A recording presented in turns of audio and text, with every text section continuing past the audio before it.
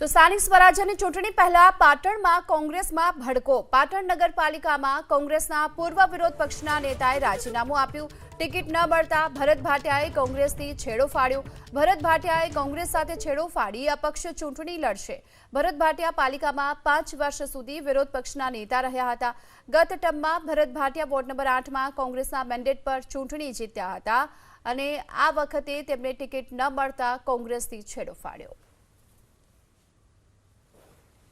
અંદર મોટો ભડકો થયો એવું દેખાઈ રહ્યું છે, કેમ કે જે રીતના પાટણ નગરપાલિકાના કોંગ્રેસના વોર્ડ નંબર 7ના જે ઉમેદવાર છે ભરતભાઈ ભાટિયા, જે વિપક્ષ તરીકે કોંગ્રેસમાં કામગીરી નગરપાલિકાના અંદર કરી છે અને જીતીને પોતાની કામગીરી કરી છે, પરંતુ આજે જે પાટણ પ્રાંત કચેરી ખાતે ભરતભાઈ આવે છે તે પોતે અપક્ષમાં પોતાની ઉમેદવારી નોંધાઈ રહી છે। આ એક્સક્લુઝિવ વાત છે, તો આપણે એમને સીધી જોડે વાત કરવાની પ્રયત્ન કર્યો।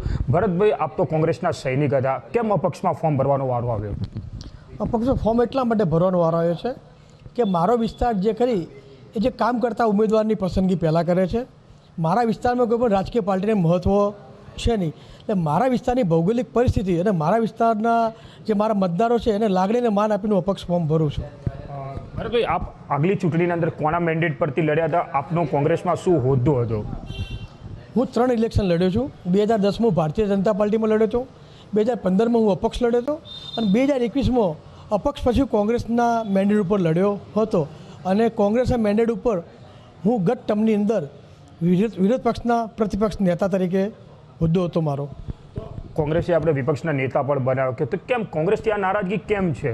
નહીં, કોંગ્રેસથી કોઈ નારાજગી નથી મારે, પણ વિષય મારો જે જીતનો જે માહોલ છે, મારો જે જીતનો મતદાર છે, મારા મતદારો છે, મારા મતદારોની જે લાગણી હતી એ પ્રમાણે મેં અપક્ષ ઉમેદવારી કરી છે। આપ તો પાટણ શહેરમાં નગરપાલિકાના કોંગ્રેસના અનેક પ્રશ્નો લઈને વારંવાર આવ્યા છો। કિરીટભાઈ સાથે આપ જોવા વારંવાર મળો છો, દીપક પટેલ શહેર પ્રમુખ સાથે કોંગ્રેસને લઈને મળતા હોય, આજે તમે કોંગ્રેસથી છેડો ફાડીને અપક્ષમાં ઉમેદવારી નોંધાઈ રહી છે, તેનું કોઈ મુખ્ય કારણ?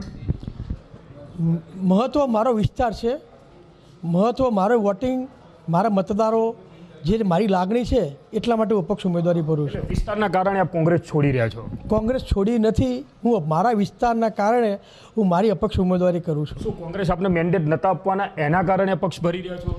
કોંગ્રેસનું તમારું સંકલન મારે જ કરવાનું હતું, પરંતુ મારે મારા વોર્ડ વિસ્તારની જવાબદારી હોય ને મારે વોર્ડ વિસ્તાર સિવાય હવે રાજકીય કોઈ આગળ વધુ અપેક્ષા ન હોય, હું અપક્ષ ઉમેદવારી કરું છું। કોંગ્રેસમાં કોઈ એવું અંદર છે વિખવાદ છે કે કોંગ્રેસના અંદર કંઈ એવું છે તે કોઈ પ્લાનિંગ નથી ચૂંટણીને લઈને કે શું છે તેના?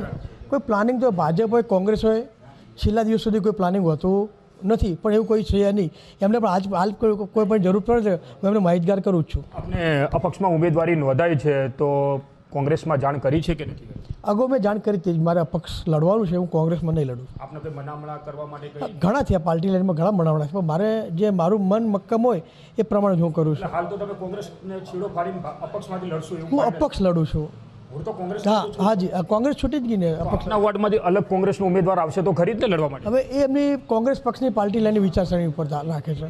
આપ અપક્ષમાં લડો છો, જીતી ગયા તો શું કરશો? કે કોંગ્રેસ સાથે પાછા જોડાઈ જશો કે અપક્ષમાં જ રહેશો?